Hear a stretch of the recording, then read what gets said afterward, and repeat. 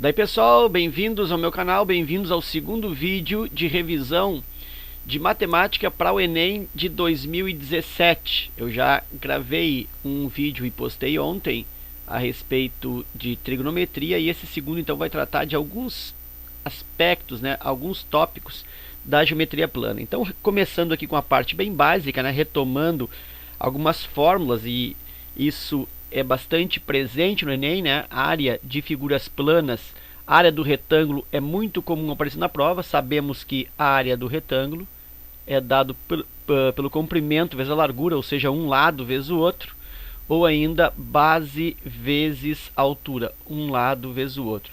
Se eu precisar do perímetro desse retângulo, lembra que perímetro é a soma dos lados, então perímetro nesta figura eu tenho B mais H mais ainda um outro B, que seria aqui em cima, uma outra base, como se fosse a base superior, e ainda mais esse outro segmento, que equivale a esse da direita, que eu chamei de H.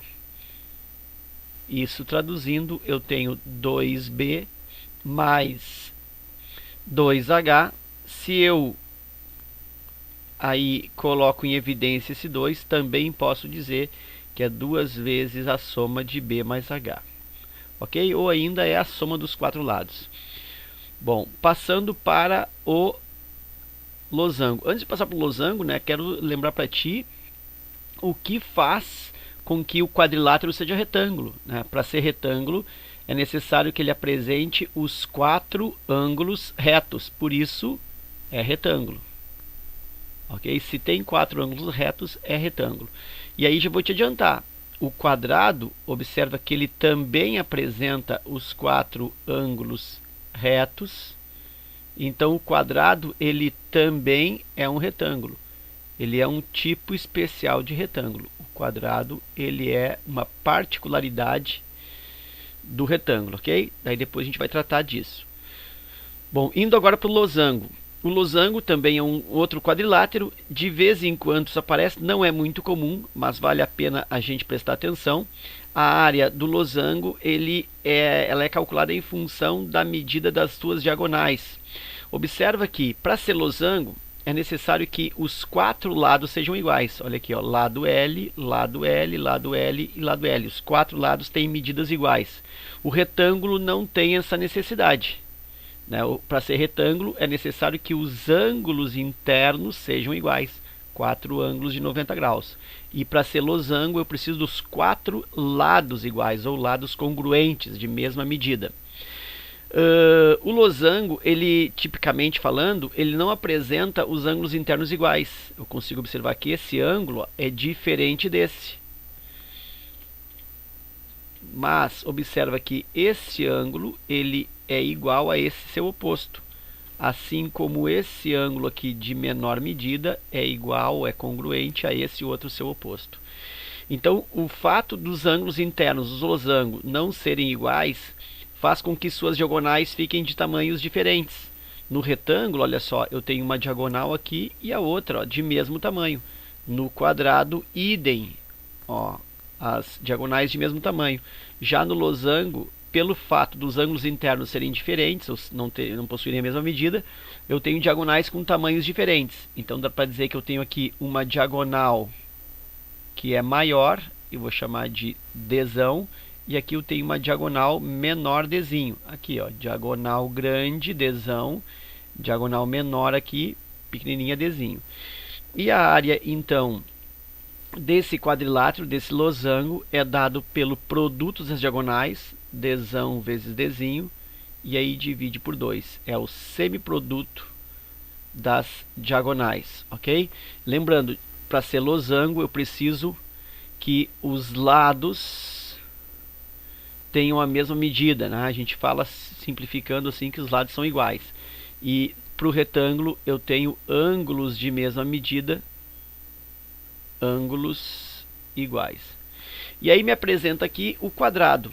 Observa que o quadrado, ele tem quatro ângulos iguais, então ele é retângulo, e ele também tem os lados iguais, todos são iguais a L. Então o quadrado, ele também é um losango. E aí eu tenho que ter isso em mente, que o quadrado, então, ele é retângulo e losango ao mesmo tempo. Ele tem características de retângulo por apresentar os ângulos iguais, e tem característica do losango por apresentar os lados iguais. Ok. Sendo assim, a sua área pode ser calculada como a área de um retângulo, que é um lado vezes o outro, base vezes altura. Então, um lado é L, o outro lado, por coincidência, também é L, base vezes altura, ou seja, a área do quadrado, L vezes L, ou L ao quadrado. Então, nota que essa fórmula, que é bem típica, que é muito comum de se usar para a área do quadrado, ela, na realidade, ela decorre da área do retângulo. Então, observa aqui, ó, que eu tenho esta fórmula aqui, área de retângulo, e dela decorre esta fórmula para o quadrado. Como o quadrado também é um losango, então eu posso experimentar a fórmula do losango no quadrado. Então, a área do quadrado é dado por diagonal vezes diagonal, divide por 2. Só que as diagonais do quadrado, como nós observamos ainda há pouco, elas têm o mesmo tamanho. Então, em vez de ser dzão vezes dzinho sobre 2, é dzinho vezes dzinho sobre 2. Ora, dzinho vezes dzinho é dzinho ao quadrado. Então, eu tenho aqui diagonal ao quadrado sobre 2. Então, essa aqui é a fórmula também válida para a área do quadrado, né? A partir, então, da fórmula do losango. Então, observa aqui, ó, esta fórmula aqui de área do losango, ela originou esta outra aqui para o quadrado, já que o quadrado é um tipo de losango. Ok? Então, essa segunda fórmula aqui, ela é bem importante, porque eu posso calcular a área do quadrado a partir da sua diagonal, sem a necessidade do valor do lado. Fazendo o quê? Elevando essa diagonal ao quadrado e dividindo por 2. Ok? Então, eu tenho essas três situações. Lembrando rapidamente que o perímetro do losango, né, a soma dos lados é 4L, e o perímetro do quadrado da mesma forma, né, perímetro também é 4L. Uma outra coisa que é relevante falar sobre quadrado é sobre a sua diagonal. A diagonal do quadrado equivale a lado vezes raiz quadrada de 2. Isso é bem interessante também para o estudo do quadrado, né? No Enem, de vez em quando, isso se manifesta aí nas questões. E aqui, então, eu posso observar que esse pressuposto aqui, né? Esta relação da diagonal com da diagonal com lado. Deixa eu fazer assim, então. Aí. Então, essa diagonal aqui, ela decorre da aplicação do teorema de Pitágoras nessa metade quadrado, né? Hipotenusa ao quadrado igual lado ao quadrado mais lado ao quadrado. E aí, fazendo os devidos procedimentos algébricos, eu chego nessa expressão. Ok? Passando adiante, então, para a próxima lâmina, que vai tratar de dois triângulos especiais. Bom, primeiro eu lembro para ti que, tipicamente, a área de qualquer triângulo é o produto da base vezes a altura divide por 2, ou ainda o semiproduto da base vezes a altura. Ok? E no caso do triângulo retângulo, os catetos, né, lembra que quem forma ângulo reto são os catetos, quem não forma ângulo reto é a hipotenusa. Então, no triângulo retângulo, eu tenho que um cateto funciona como a base, e o outro cateto aqui, ó, funciona como a altura. Então, base vezes a altura sobre 2, a área desse triângulo retângulo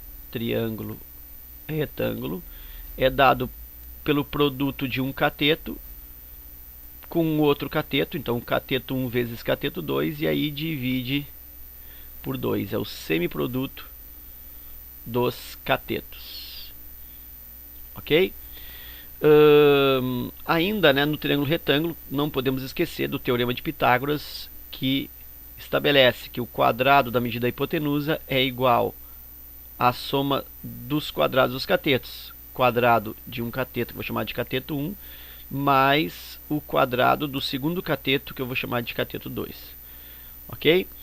Para triângulo equilátero, isso sempre aparece. Eu vou marcar para ti aqui, ó, com asterisco, e vai aparecer uma questão no Enem desse ano com triângulo equilátero, sempre aparece, tu vai lembrar disso. E para triângulo equilátero é interessante lembrar da expressão que define a sua área. A área do triângulo equilátero é dado por L ao quadrado, que multiplica raiz quadrada de 3 sobre 4. E aí a gente tem aquela frasezinha mnemônica, né, de triângulo equilátero, 2, 3, 4. Triângulo equilátero, 2, 3, 4. Triângulo equilátero, 2, 3, 4. Então, triângulo equilátero, 2, 3, 4. L ao quadrado, raiz de 3 sobre 4, ok? Então, 2, 3, 4 vai te ajudar a memorizar aí a expressão que define a sua área. Outra grandeza importante no triângulo equilátero é a sua altura. A altura do triângulo equilátero é dado por lado do triângulo equilátero, raiz quadrada de 3 sobre 2. Então, essa expressão também é importante, né?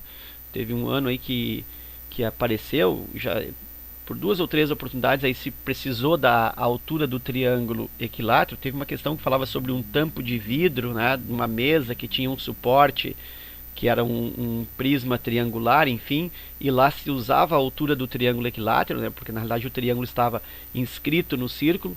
E também houve uma outra questão sobre os dutos, né, que eram soldados entre si, dutos circulares, soldados entre si, e aí eles ficavam dispostos num outro duto maior, enfim, inclusive essa questão eu vou resolver aí no final do vídeo, eu trouxe ela para resolver, e vai aí precisar dessa expressão da altura do triângulo equilátero. E aí, uma forma de também te ajudar a memorizar essa expressão que define a altura do triângulo equilátero é pegar a área, lembra que a área é 2, 3, 4, e aí eu simplifico uma coisa que não pode. Logicamente, eu não posso simplificar esse 2 aqui com esse 4. Né? Eu não posso simplificar um expoente com um denominador. Mas se isso fosse possível, ou se eu pensar na possibilidade de que isso ocorra, eu simplificando o 2, que é o expoente, com o 4, que é o denominador, eu obtenho exatamente a fórmula da altura. Ó. L na 1 e aqui o denominador 2. Então, se tu sabe a expressão que define a área do triângulo equilátero, faz essa simplificação de brincadeira aqui, e aí tu vais ter a fórmula da altura desse triângulo equilátero, ok? Lembrando ainda, dois aspectos de triângulo equilátero, que o seu perímetro, logicamente, L mais L mais L é 3L, é o triplo do lado, e que os ângulos internos do triângulo equilátero também são iguais. Isso é uma coisa interessante que acontece nos triângulos, que a quantidade de ângulos de mesma medida no triângulo corresponde à quantidade de lados de mesma medida. Se o triângulo aqui equilátero ele tem 3 lados iguais, os 3 ângulos internos também serão iguais, porque a quantidade de ângulos iguais é a quantidade de lados iguais. Sendo então que se os lados são iguais e a soma dos ângulos internos do triângulo, de qualquer triângulo na realidade, né? Soma dos ângulos internos de qualquer triângulo é 180 graus, então significa que cada um deles deve apresentar uma medida de 60 graus, para fechar aí os 180, lei angular de Thales. Ok? Então fica essa exploração aí a respeito do triângulo equilátero. É interessante dar uma revisada também na inscrição e circunscrição do triângulo equilátero no círculo, tá? É bem interessante aí que tu faça aí um estudo a respeito disso. Vou deixar assim aqui como tarefa, né? Triângulo equilátero inscrito e circunscrito no círculo. Circunscrito no círculo, tá? É o triângulo equilátero por fora do círculo ou por dentro do círculo. Na ordem aqui, por dentro ou por fora. Inscrito é por dentro e circunscrito por fora do círculo. Ok? Então, no círculo. Ok? Eu tenho no meu canal aí alguns vídeos que resolvem exercícios de inscrição de triângulo inscrito e circunscrito no círculo, tu pode aí dar uma verificada e observar essas relações, ok? Passando então para outra lâmina, que ainda tem mais alguns aspectos teóricos, agora sobre círculo e circunferência. Bom, do que eu preciso de círculo e circunferência para o Enem? Basicamente a área do círculo, e preciso também do comprimento da circunferência. A área do círculo é a região ocupada, é o espaço que esse círculo lhe é destinado ou tem como ocupação no plano. Então isso é a área do círculo, e esta área é dada pela expressão π vezes raio ao quadrado. Então o raio medida do centro até a borda, né? Todo mundo lembra disso. E o π no Enem ele já foi 3,14, que é o mais comum de se adotar. Ele já foi 3,1 e nas últimas provas tem-se indicado ou tem-se recomendado aí que o π seja traduzido, seja substituído pelo valor 3. Então existe um arredondamento do π para 3 inteiros aí nas últimas provas. Isso é até interessante, facilita um pouco aí na hora das resoluções, ok? Então normalmente aí o π é, pelo menos nas últimas provas, igual a 3, mas de qualquer forma ele vai te informar isso no corpo da questão. Então a área π vezes r ao quadrado, esse π aqui, quando for necessário substituir por um valor, ele vai te dar esse valor, normalmente, como eu te falei, 3. E aí substitui aqui o raio, eleva ao quadrado e resolve essa área, ok? Lembrando que se eu tenho meia circunferência, né, meio círculo, semicírculo, então a área que decorre é somente essa parte. Aí, logicamente, é só pegar essa expressão aqui e dividir por 2, ok? Outra situação é que quando eu tenho aqui um raio e eu tenho uma sequência aqui, ó, uma extensão de um segundo raio, esse segmento que atravessa a circunferência ou o círculo por dentro, passando pelo centro, é chamado diâmetro e corresponde a 2 raios. Também é interessante que tu lembre desse conceito, diâmetro igual a 2 vezes o raio. Se tu observar, no diâmetro tem a palavra raio. Olha aqui, ó, tem o R aqui, tem o A aqui, tem o I aqui e tem o O aqui, ó. Dentro do diâmetro eu tenho raio. E observa que diâmetro é uma palavra com 8 letras e raio é uma palavra com 4 letras, né? Então realmente o diâmetro é o dobro do raio, por coincidência. Ok? Bom, isso sobre a área do círculo. E comprimento da circunferência. O que é o comprimento da circunferência? É como se fosse o equivalente ao perímetro, né, dessa figura redonda. Assim como tem o perímetro de um polígono, que é a soma dos lados, né? Aqui A, aqui B, aqui C, D e E. Então A mais B mais C mais D mais E dá o perímetro, a soma dos lados. É o contorno. No círculo ou ainda na circunferência eu também tenho esse contorno. Esse contorno é chamado de comprimento da circunferência. Alguns falam também perímetro da circunferência. Não é muito adequado. Se usa também, né, essa palavra por uma questão aí semântica, não se recomenda. Mas enfim, esse comprimento ou essa volta ou ainda, né, esse perímetro da circunferência, esse contorno, essa moldura da circunferência é dado por 2 vezes o π vezes o raio, ok? 2πr. Então essas fórmulas são parecidas, eu tenho que tomar cuidado para não confundi-las. E observa que o 2 aqui, ó, está como expoente e aqui o 2 está como multiplicador. Eu associo assim, ó, que a fórmula do comprimento da circunferência é uma fórmula mais comprida, então ela tem 3 elementos, enquanto que a fórmula da área então só fica com 2πr ao quadrado. Ok? Espero aí que isso te ajude na hora para desfazer a confusão que porventura possa ocorrer entre as duas. Indo adiante, eu ainda tenho algum aspecto teórico para explorar. Aqui, ó, duas figuras que de vez em quando aparecem isso no Enem, tá? O trapézio e o hexágono.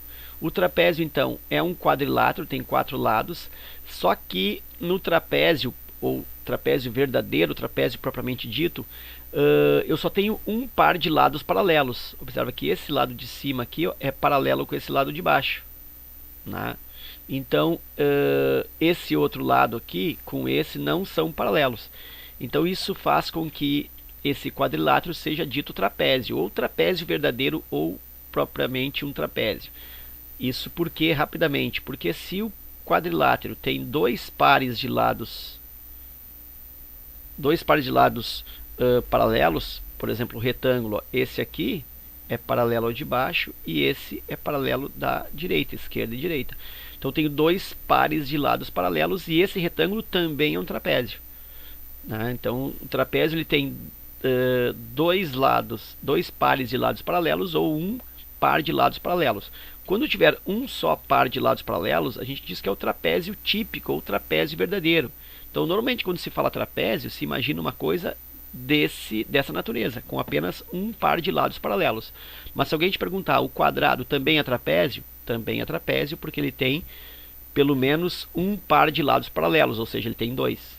Tá? Então se tiver um par de lados paralelos é trapézio, se tiver dois pares de lados paralelos também é trapézio. Mas o trapézio típico, o trapézio verdadeiro, ele fica com a apresentação de apenas um par de lados paralelos.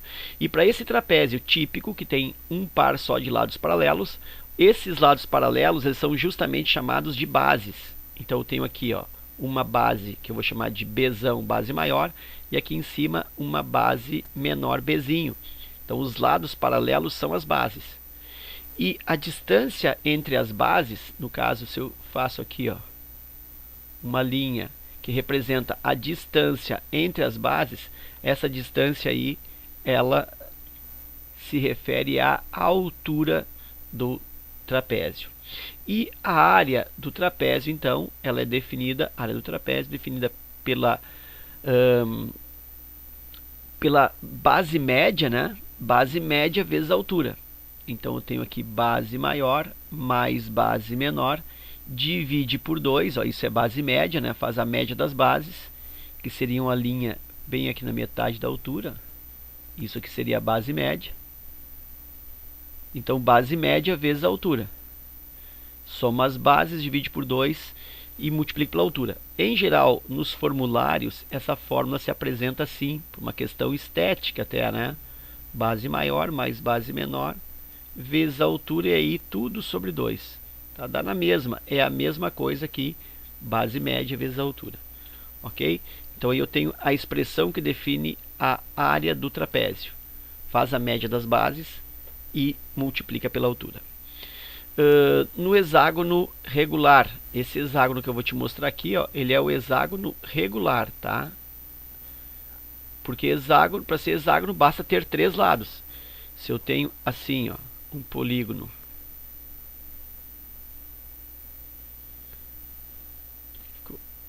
se eu tenho esse polígono aqui, eu tenho 1, 2, 3, 4, aqui isso é um pentágono. Oh, porcaria, vamos ver outro aqui, aqui. 1, 2, 3, 4, 5, 6. 1, 2, 3, 4, 5, 6 lados. Isso aqui também é um hexágono, só que ele não é um hexágono regular. Para ser hexágono regular, é necessário que os lados tenham a mesma medida, lados iguais, lados de mesma medida, e que os ângulos internos também tenham a mesma medida. Eles devem ser congruentes, né? Ter a mesma medida é o mesmo que falar congruentes. Ok, então no hexágono regular, o que eu tenho? Bom, primeiro, que é muito comum se estudar o hexágono regular através da divisão dele, usando as diagonais que passam pelo centro. E lembrando para ti que o número de diagonais que passam pelo centro de um polígono é sempre igual a metade do número de lados. Então, no caso do hexágono, que tem 6 lados, ele tem metade disso em termos de diagonais lados.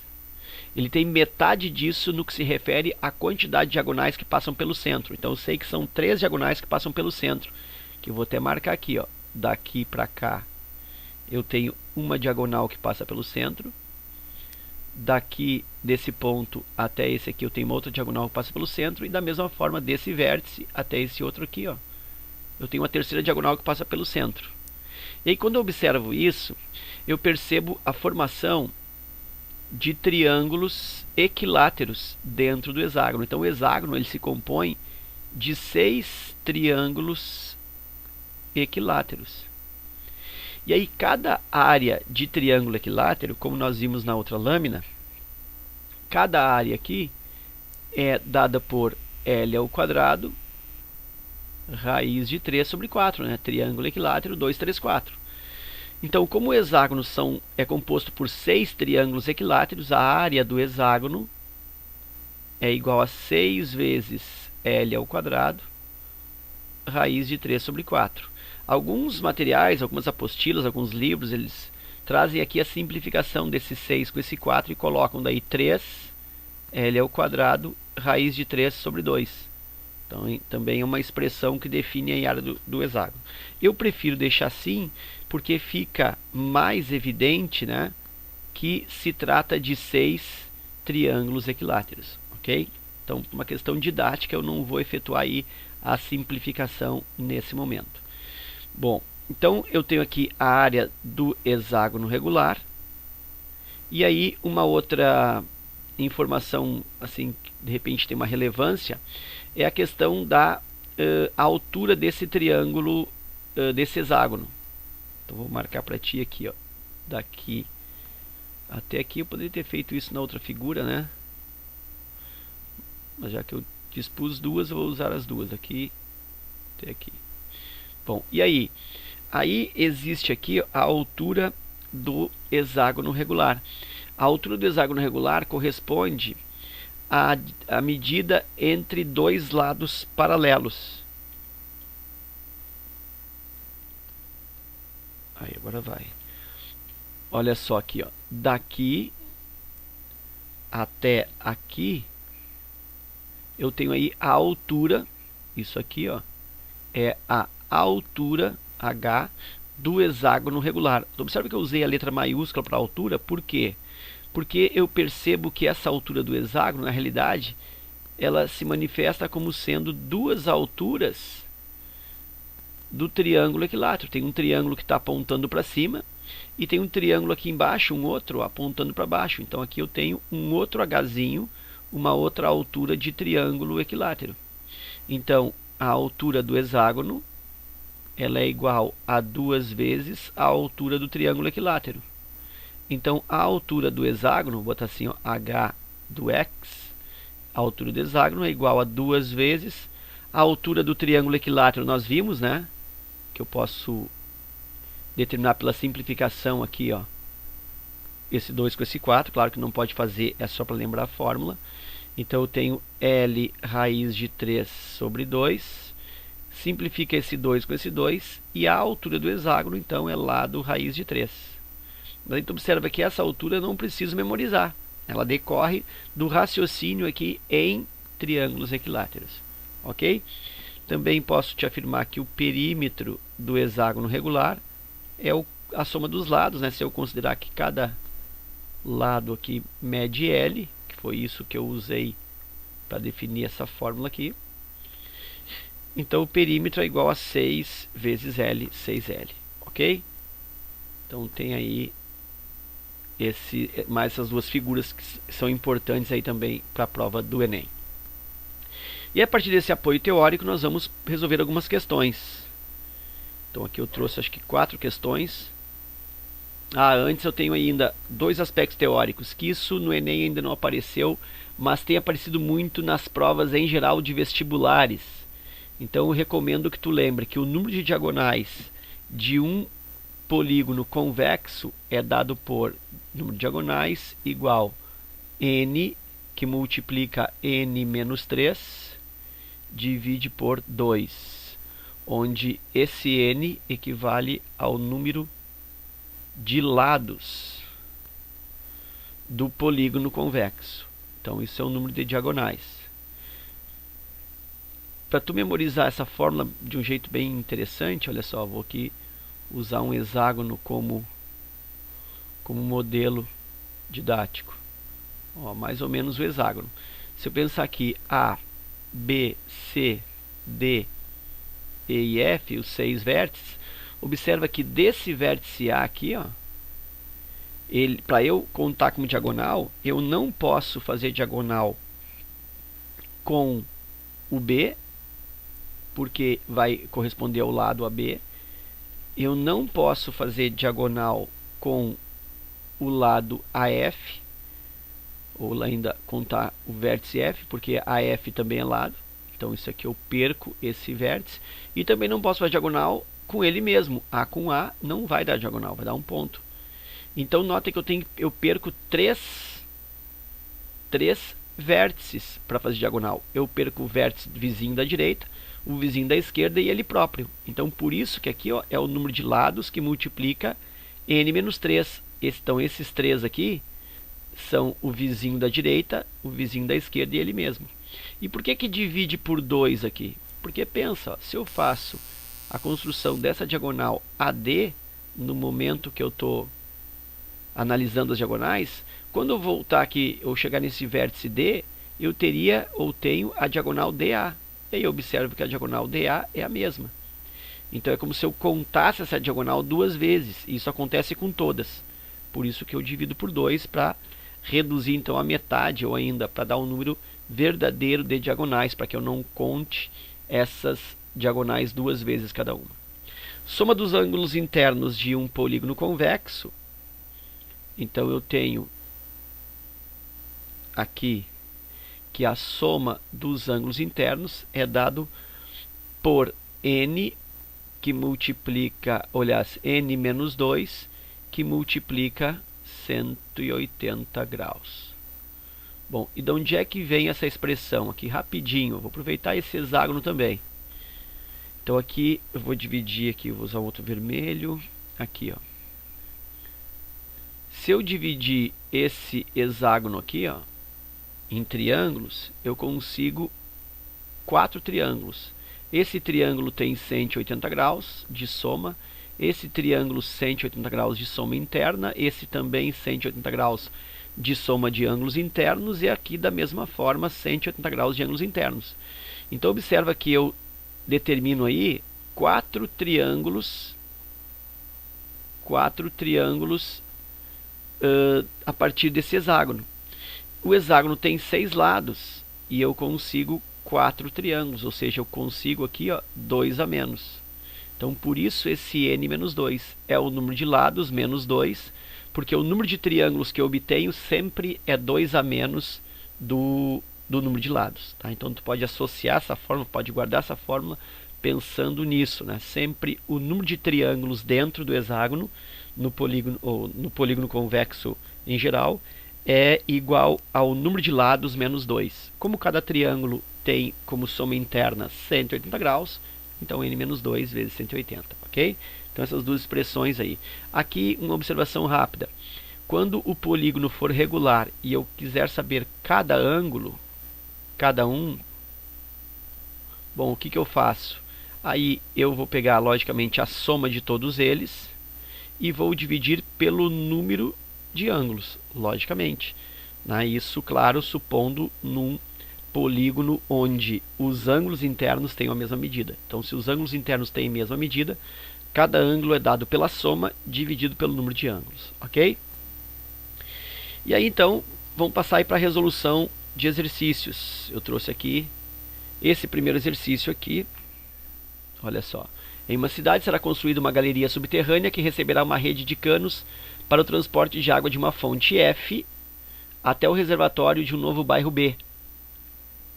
Após avaliações, foram apresentados 2 projetos para o trajeto de construção da galeria: um segmento de reta, que atravessaria outros bairros, ou uma semicircunferência, que contornaria esses bairros, conforme ilustrado no sistema de coordenadas x, o, y da figura, em que a unidade medida nos eixos é o quilômetro.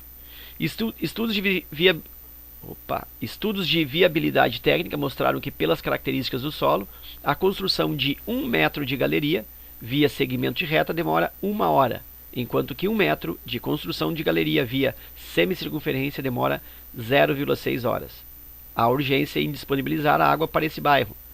Use o 3 para aproximação para o π, aquilo que eu comentei ainda há pouco, né? Ó, o π sendo utilizado o valor 3, e também usar 1,4 como aproximação para a raiz quadrada de 2. O menor tempo possível em hora para a conclusão da construção da galeria para atender as necessidades de água no bairro é D. Quer dizer, o caminho mais rápido. Então, rapidamente aqui, depois tu vai ler a questão com mais calma, né? Vai fazer teu rabisco, vai fazer teu rascunho, vai fazer tua resolução. Mas a princípio aqui eu tenho o quê? Eu tenho 2 caminhos. O caminho de segmento, que é direto por aqui, ó, F até B, seria então daqui até aqui direto, passando pela origem e tal, né? E o caminho de semicircunferência, como se aqui fosse um trajeto 1 e aqui o trajeto 2. Aqui o trajeto 1 e aqui o trajeto 2, que é fazendo esse contorno, essa volta, essa semicircunferência. Esse caminho aqui ele é mais curto, mas ele é mais demorado, né? Enquanto que essa semicircunferência vai dar um valor de comprimento maior, logicamente, mas o tempo é menor. Então, eu estou inclinado a dizer que aqui vai ser mais rápido, porque, claro, a tendência é que o aluno pense, como aqui é mais curto, vai ser mais rápido. Mas como tem uma diferença de tempo por metro aqui, 1 hora e 0,6 horas, isso pode ficar diferente, e vai ficar. Tá? Então, eu vou fazer o cálculo dos dois, para ter aí uma indicação didática, eu vou fazer o cálculo dos dois. Então, eu vou pensar assim, ó. Vou fazer primeiro, só para lembrar, essa prova aqui foi do último Enem, tá? Essa prova aqui é 2016. Tá? Depois, se tu quiser procurá-la, ela é de 2016 da aplicação normal. Então, vamos pensar assim, ó. Vamos pensar a ligação de F com B, FB, via segmento de reta, que é o caminho mais curto. Então, como que eu vou pensar? Olha só, eu vou estabelecer aqui, ó, rapidinho aqui, a visualização de um quadrado. Consegue perceber aqui um quadrado? Ó? Fazer assim, ó. Aqui eu tenho um quadrado. E essa medida aqui, o que ele é? É a diagonal do quadrado. E aí nós percebemos que diagonal de quadrado, ainda há pouco, é igual a quem? Lado vezes raiz quadrada de 2. Então, essa medida aqui, diagonal, o lado do quadrado mede 1, né? Olha só, de 0 até 1, ó. Isso aqui mede uma unidade, é 1, assim como aqui também mede 1. Então, o lado do quadrado é 1, então eu tenho 1 raiz de 2, ou seja, a diagonal é raiz de 2. Então, esse segmento FB, essa distância FB, vai ser dada por 2 raiz de 2. Por que isso? Porque aqui eu tenho um pedaço e aqui eu tenho o mesmo pedaço. Ó. Aqui eu posso dizer que tem o mesmo quadrado. Ó. Então, tem uma outra diagonal. Aqui eu tenho uma diagonal e aqui eu tenho a diagonal de novo. Então, são duas diagonais, cada diagonal é raiz de 2. Sendo assim, FB é igual a 2 vezes, lembra, né? A raiz de 2 é 1,4. 2 vezes 1,4. E aí, FB é igual a 2,8. Isso quilômetros. Não esquece que ele me dá a relação do tempo, ou ele me dá a medida do tempo em relação a metros. Então, já vou fazer a transformação aqui rapidinho. FB igual a 2.800 metros. Lembra, né? Para transformar de quilômetro para metro, eu multiplico aqui por 1.000. E aí eu tenho, então, 2.800 metros. Ok. Agora pensa comigo. Se a distância de 2.800 metros, eu vou chamar aqui o tempo disso, vou chamar de tempo 1. O tempo 1 será de 2.800 horas. Por quê? Porque cada metro é 1 hora. Então, não tem nem o que fazer aí de muito cálculo. Então, esse tempo é de 2.800 horas. Eu vou pensar agora no FB, vou começar aqui em cima, ó, FB, indo pela semicircunferência. Semicircunferência. Que é esse contorno aqui, ó, que vai dar uma distância maior, logicamente. Bom, e aí, eu sei que o comprimento de uma circunferência inteira, nós vimos ainda há pouco, é 2 vezes o π vezes o raio. Mas como é meia circunferência, isso eu chamei tua atenção lá, né? Então, o FB, pela circunferência, pela semicircunferência, será igual a 2 vezes o π vezes o raio, e aí divide por 2. Já posso aqui estabelecer o cancelamento desse 2 com esse 2. E aí o FB, que é o FB pela semicircunferência, posso chamar aqui de FB1 e aqui FB2. Esse FB ou FB2 aí, ele é igual a π vezes o raio. Então, FB vai ser igual a π lembra que ele pediu para usar 3, vezes o raio. O raio, olha só, é essa medida aqui, ó. Isso aqui é o raio. Tá, mas aí como que eu chego nesse valor? Bom, eu posso aí aplicar um teorema de Pitágoras, né? Ou eu posso fazer o que? Eu posso pensar direto, ó, que o raio é daqui até a borda. Então o raio já está aqui, ó. Isso aqui é o raio. Ou seja, o raio é a própria diagonal daquele quadrado que eu calculei. Então o raio equivale à diagonal, ou seja, equivale à raiz de 2. Então FB é igual a 3 vezes raiz quadrada de 2, que é o raio. E aí eu tenho FB igual 3 vezes raiz de 2. Lembra que raiz de 2 é 1,4. 3 vezes 1,4, multiplica isso, dá 3. 3 vezes 4, 12, dá 1,2. 4,2 quilômetros. Lembra que eu devo, é interessante mostrar isso em metros. Para eu transformar isso em metros, multiplico por 1000, e aí eu tenho 4.200 metros. Bom, e aí qual é o tempo disso? Olha só, aqui deu 4.200 metros e aqui deu 2.800 metros. Realmente deu um comprimento, uma distância maior.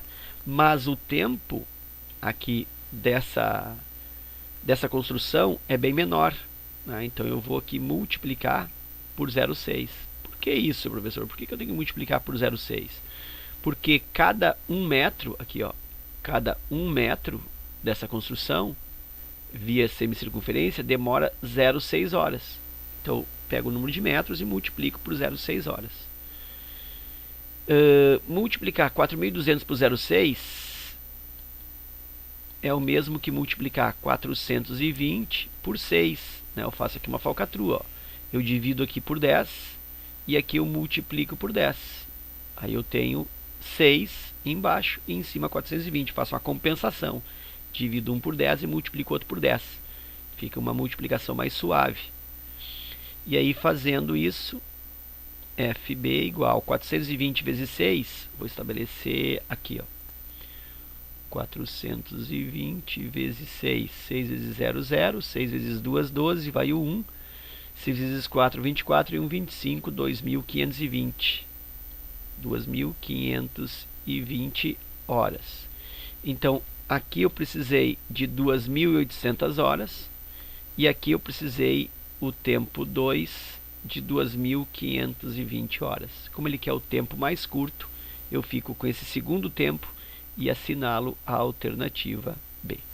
Ok? Então tem uma questão bem interessante, bem bacana aí, que usa quadrado, diagonal de quadrado, usa semicircunferência, usa aí relação tempo com metros, transformação de metro para quilômetro, quilômetro para metro, enfim, bem interessante aí nesse aproveitamento didático.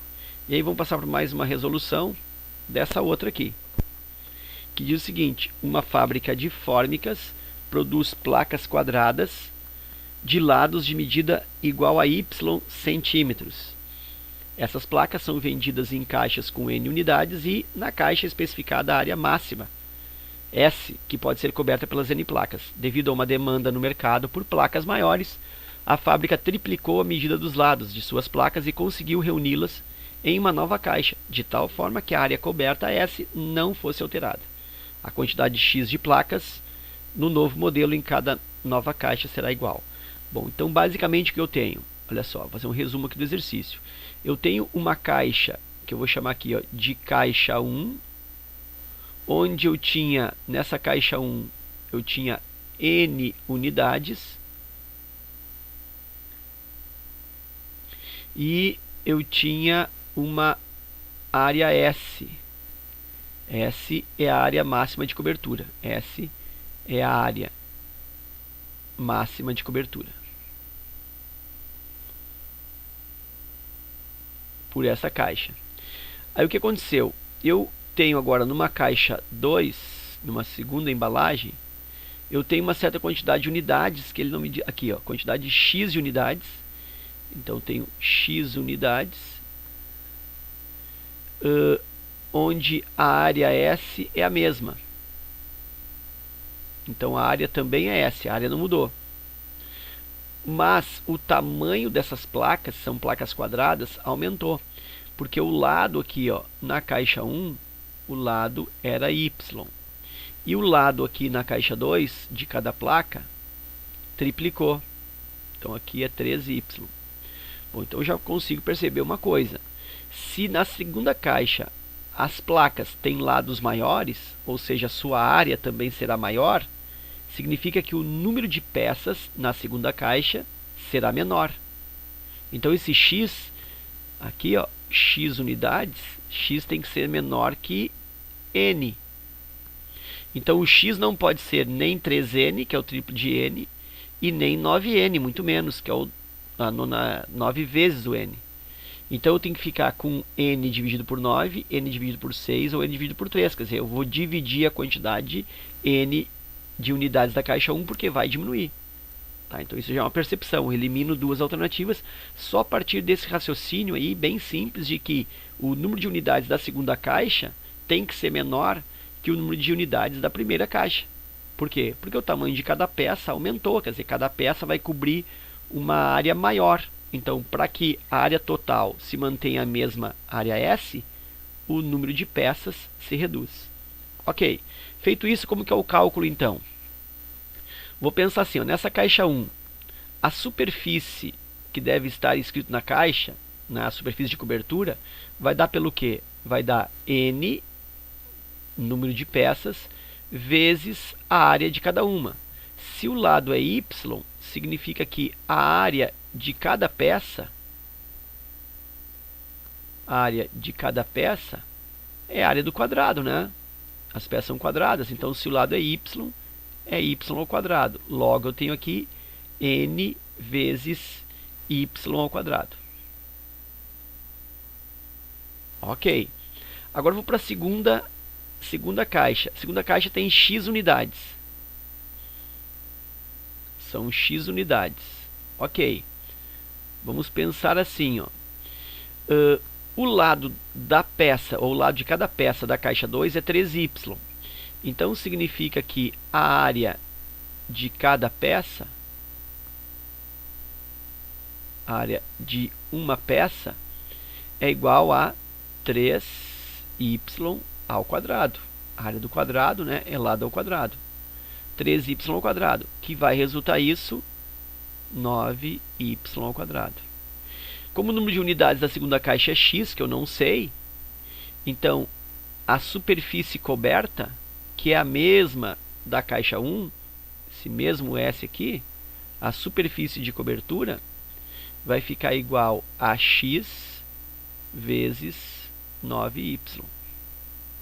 Quer dizer, a superfície de cobertura aqui é n, que é o número de peças, vezes cada uma y ao quadrado.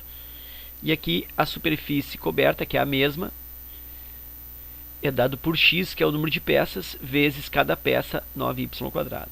E aí estabeleço a igualdade n vezes y ao quadrado é igual a x vezes 9y ao quadrado. Por que isso? Porque essa expressão é igual a s e essa expressão também é igual a s. Então essas duas coisas são iguais. Eu posso aqui fazer, né? Poderia cortar direto aqui, ó, y ao quadrado com y ao quadrado, sem problema. Mas se tu não enxerga isso, não tem problema. Tu vai fazer x vezes 9y ao quadrado. E aí esse y ao quadrado aqui fica dividindo. Aí eu posso cancelar y com y ao quadrado. Me sobra que n é igual a x vezes 9. Como ele quer o valor do x, né, quantidade x de placas, então isolo o x. N divide por 9 é igual a x. Ou seja, o número de placas equivale à quantidade de unidades que eu havia na primeira caixa, dividindo por 9.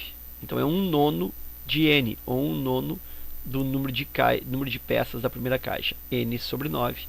E aí eu tenho isso na alternativa A.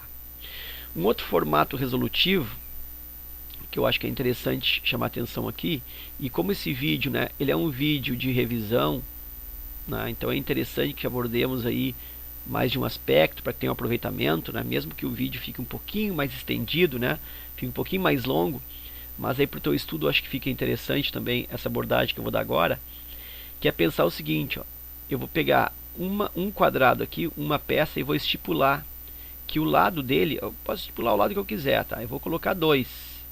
Então aqui tem 2 e aqui tem 2. E vou pensar que são 10 unidades nessa caixa.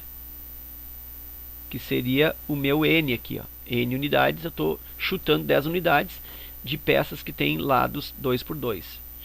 Se esse quadrado aqui ele é 2 por 2, significa que a área de uma peça é quanto? Ora, a área de uma peça é 2 vezes 2, é 4. Eu vou pôr aqui direto, a área é 4. Como são 10 unidades, então a superfície de cobertura dessa caixa será 4 vezes 10, que é 40. Então, nota que eu estou fazendo o cálculo agora aritmeticamente a partir de atribuições do lado do quadrado, que é 2 que eu estipulei, e do número de unidades que eu estipulei 10, né, para facilitar o cálculo.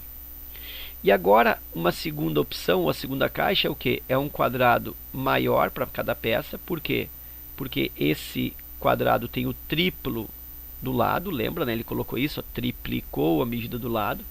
Então aqui o triplo de 2 é 6 e o triplo de 2 é 6.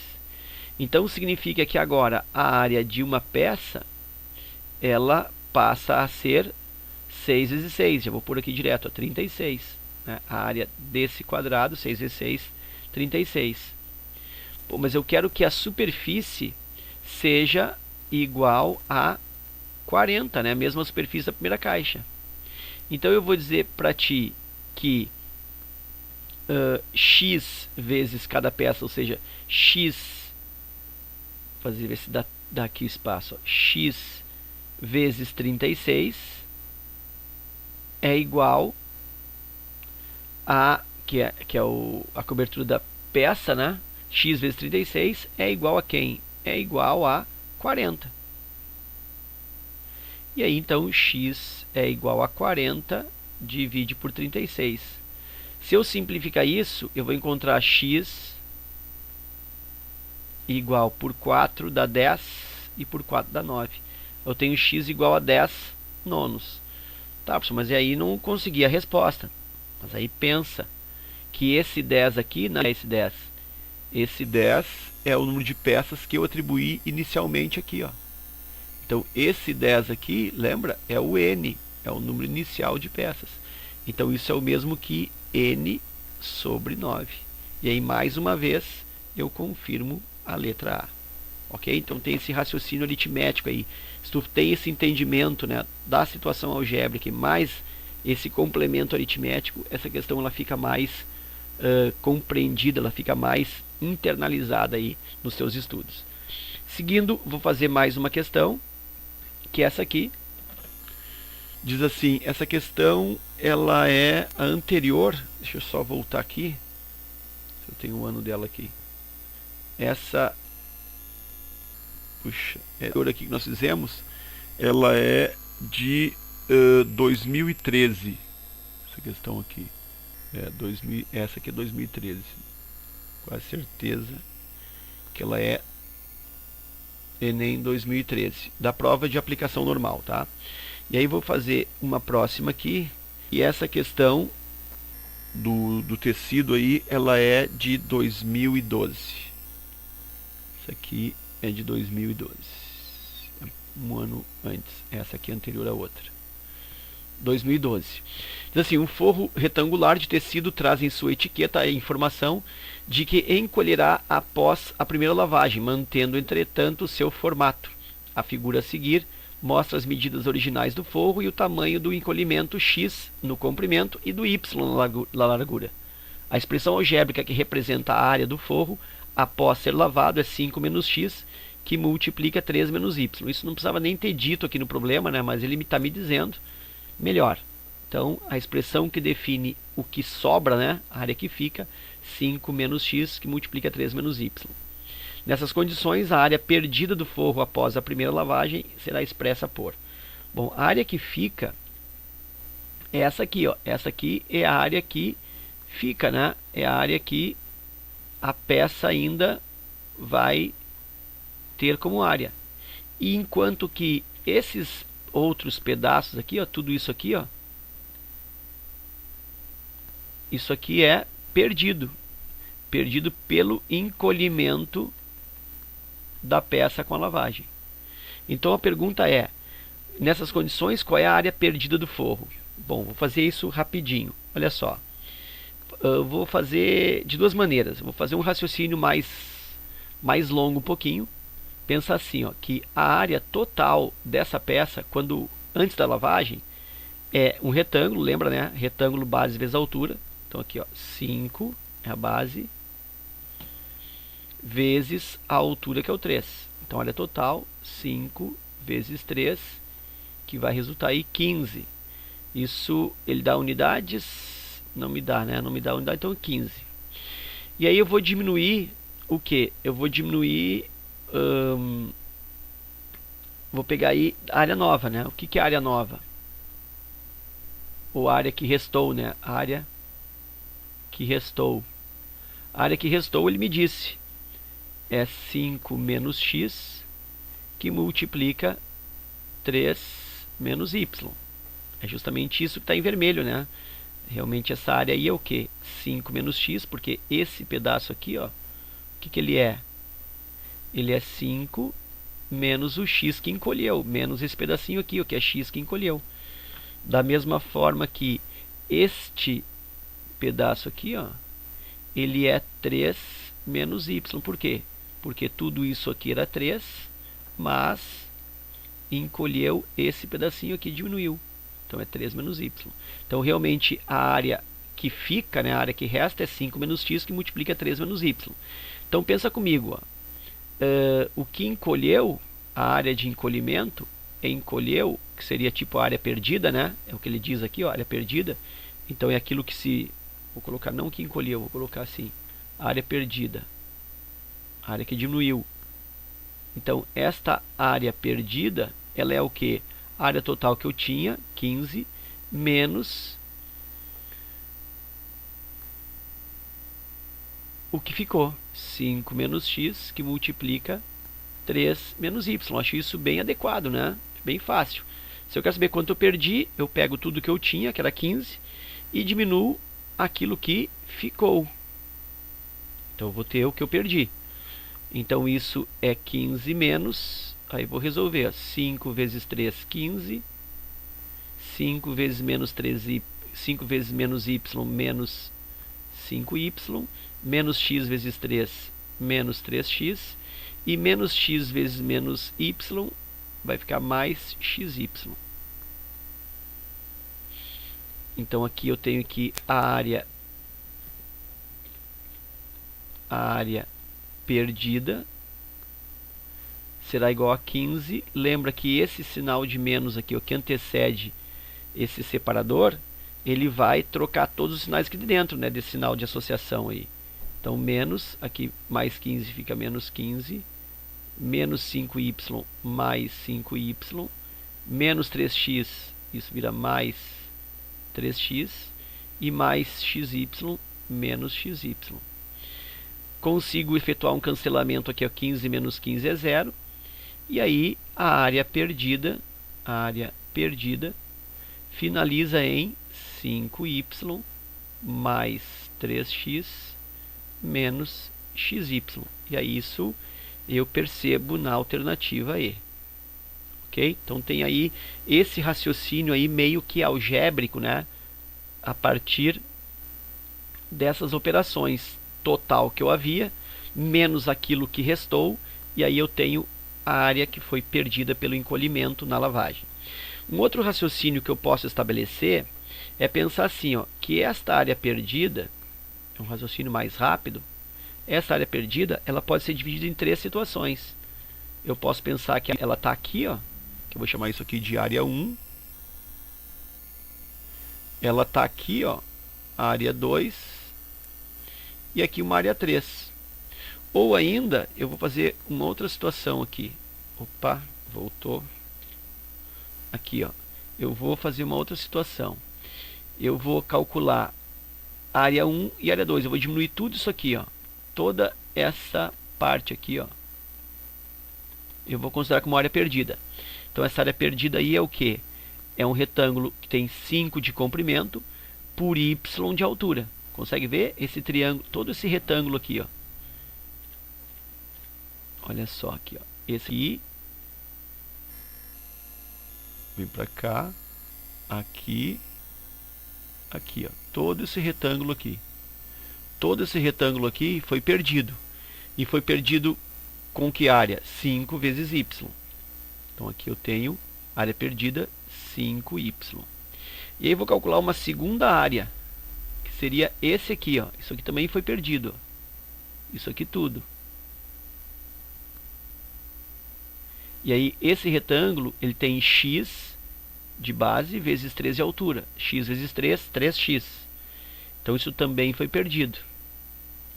Então aqui 5y 3x, ok. Só que esta região aqui, se tu observar, ó, ela foi retirada duas vezes. Ela fazia parte da primeira área que eu calculei e também da segunda.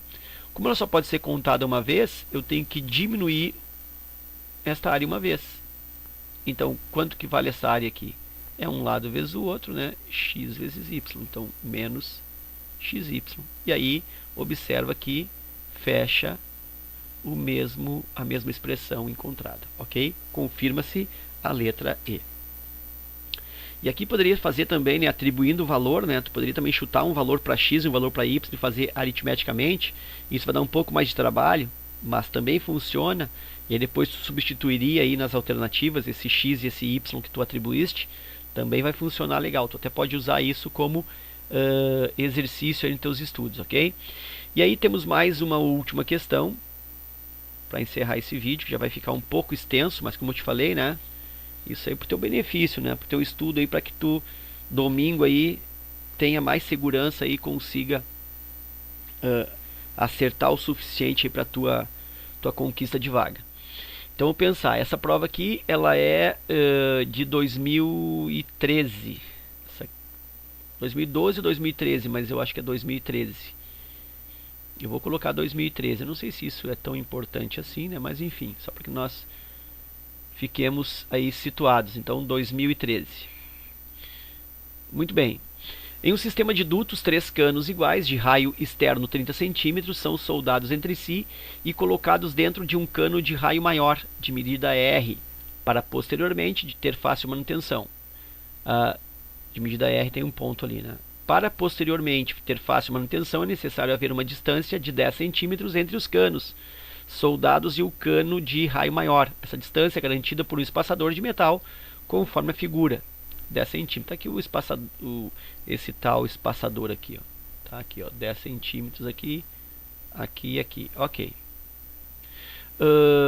Utilize 1,7 como aproximação para a raiz quadrada de 3. Quer saber o valor de R em centímetros. Então ele quer o raio do círculo grande, ó. Nota que esse R que ele está pedindo, na realidade, é o raio do duto maior, do cano que está aí sustentando esses 3 outros menores soldados. Bom, então, quando eu tenho círculos ou circunferências, enfim, se tangenciando, isso vale também para esferas, tá? Mas em geometria plana, quando eu tenho círculos se tangenciando, isso vale também para outros tipos de figuras, mas principalmente para círculos. Quando estão se tangenciando, primeiro cacuete, primeiro reflexo que eu tenho aí resolutivo é marcar os 3 pontos centrais, os 3 centros da circunferência. Se aqui no caso são 3, poderiam ser mais, poderiam ser 4, 5, enfim. Eu marco o centro de tantas circunferências quanto eu tiver e faço aí a ligação entre esses centros. Então eu ligo, ó, daqui até aqui,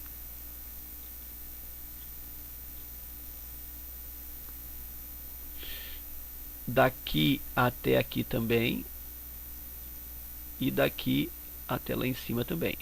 Quando eu faço isso, eu percebo a formação de um triângulo, e é de um triângulo equilátero. E aí eu também lembro que o raio desses círculos menores aqui, 30 centímetros. Então eu vou colocar aqui, ó, que isso aqui é 30, e isso aqui é 30. Isso aqui é 30, isso aqui também é 30. Ou seja, eu tenho aí um triângulo equilátero, cujo lado desse triângulo equilátero é igual a 60 centímetros. E aí ele quer o raio maior. Observe que ele colocou esse raio aqui para te confundir. Eu vou esquecer esse raio desenhado nesse formato e vou posicioná-lo diferente. Vou posicioná-lo ele aqui, ó. Daqui, passando pelo vértice aqui e vindo até aqui, ó. Então eu vou fazer esse apontamento aqui para o raio que eu estou querendo. O raio do círculo grande. E aí eu percebo que esse raio, já vou anotar para ti aqui, ó, que esse raio do círculo grande, ele é igual a 10, que é esse pedacinho aqui, dá para ver, ó, ele me deu 10, mais esse outro pedaço aqui, ó, que eu sei também, né, é o raio menor, que é 30, então eu tenho 10 mais 30, ok, já tenho 40, e mais esse pedaço aqui, ó, que é praticamente um raio, consegue ver? É um pouquinho mais do que o raio. É um raio e mais um pouquinho. Então aqui eu tenho praticamente mais 30, né? 30 e mais um pedacinho. Então aqui, se eu arredondar isso para 30, eu observa, tenho 60, tenho aí 70. Então é alguma coisa perto de 70 e um pouco acima de 70. Então já sei que não pode ser letra A, não pode ser letra B. A letra C até pode. 81, quem sabe, 91 já acho demais também, por intuição, né? Então se fosse o momento aí de atribuir uma alternativa aleatória, né, o famoso chute, eu ficaria entre essas duas, com uma inclinação ao 74, porque é o que realmente está me parecendo aí, né? Está me parecendo que eu tenho aqui 30 e mais um pedacinho pequeno, né? Para ser aqui 80, eu teria que ter esse pedacinho aqui maior proporcionalmente. Mas enfim, vou fazer o cálculo. Então isso aqui, ó, eu vou chamar de x mais x. Vou desenhar o triângulo equilátero aqui, para que nós possamos ter um raciocínio melhor. Esse desenho talvez não fique muito bom, mas acho que vai ser o suficiente para que nós analisemos a questão. Aqui, mais ou menos, tá? Ó, acho que ficou um pouco melhor, tá? Aqui está o triângulo equilátero. Aqui é 60, aqui é 60, aqui é 60. E aí observa que o x, o que ele é? O x é uma medida que está vindo aqui, ó, até esse ponto. Olha só, tá aqui o x, ó. Esse x, ele equivale, como ele está inscrito aí dentro de por essa ligação desses três centros, esse ponto aqui, ó, ele divide a altura do triângulo equilátero em dois pedaços. Aqui é 1/3 da altura e aqui é 2/3. Então esse x aqui, esse x, ele corresponde a 2/3 da altura do triângulo equilátero. Olha que legal. Então o x, ele equivale a 2/3 da altura, ou seja, 2/3 vezes a altura do triângulo equilátero. Aí aquilo que eu te falei, ó, a altura de triângulo equilátero. Como é que eu faço? Bom, eu sei a fórmula da área do triângulo equilátero, que é L ao quadrado, raiz quadrada de 3 sobre 4, lembra? Triângulo equilátero 2, 3, 4. Para fazer a altura, o que eu lembro? Que eu tenho que fazer uma simplificada aqui, ó, desse 2 com esse 4. E aí a fórmula se estabelece com o lado raiz de 3 sobre 2, que nós estudamos no outro slide lá teórico. Então 2/3 que multiplica o lado vezes raiz de 3 sobre 2. Eu vou achar o x. X é igual a 2/3 vezes o lado do triângulo equilátero é 60.